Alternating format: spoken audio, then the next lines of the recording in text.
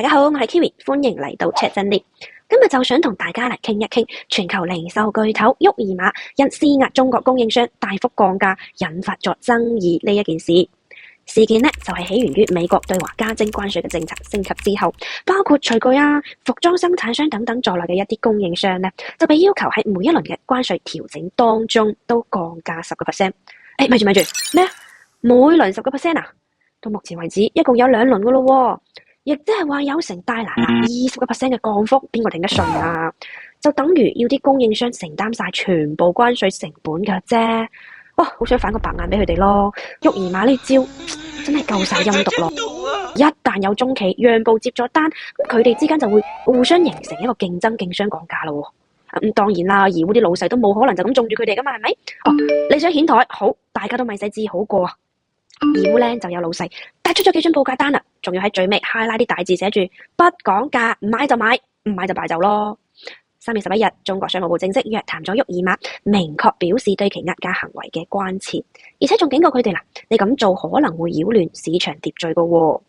雖然話咧，中國啲供應商睇起身好似都幾硬氣、幾團結啊，不過美國之音都仲係報道啊，業界其實都認為沃爾瑪壓價中國供應商嘅呢個成功率好高噶。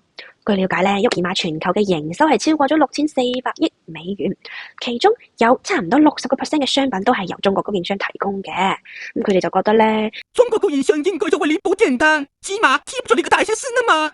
如果沃爾瑪將呢啲訂單轉俾其他更加優嘅東南亞、墨西哥供應商嘅話，咁部分失去訂單嘅中企可能會執笠喎。好啦，佢哋咁樣睇死中企啊，但其實咧，佢哋有冇諗過咧？中國製造嘅全球競爭力早就今時不同往日啦，唔係仲有人以為 Made in China 就等於平嘢係嘛？有冇搞錯啊？而家乜年代啊？真係嘅，首先價格打得啦，質量頂得啦，交貨仲要準時，哇，樣樣都做得咁好喎。東南亞同埋墨西哥啲工廠老細見到都抹汗啦，係嘛？哇，你哋呢個副本難度 set 得咁高，我哋點做到啊？就攞多功能健身智能穿戴設備為例啦，中國嘅產品 Amazfit Band 7嘅價格僅係美國同類產品 Fitbit Charge 5嘅1/3啫喎，而且咧，終於憑住佢唔錯嘅呢個質量，佔據咗一定嘅市場份額啊！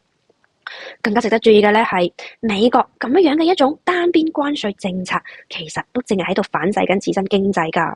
連澳大利亞外長都直言啊，喂，你咁樣加關稅法，最後埋單嘅有冇你自己國家啲老百姓？And it's not the way to treat a friend and partner. Guess who will pay the price of this?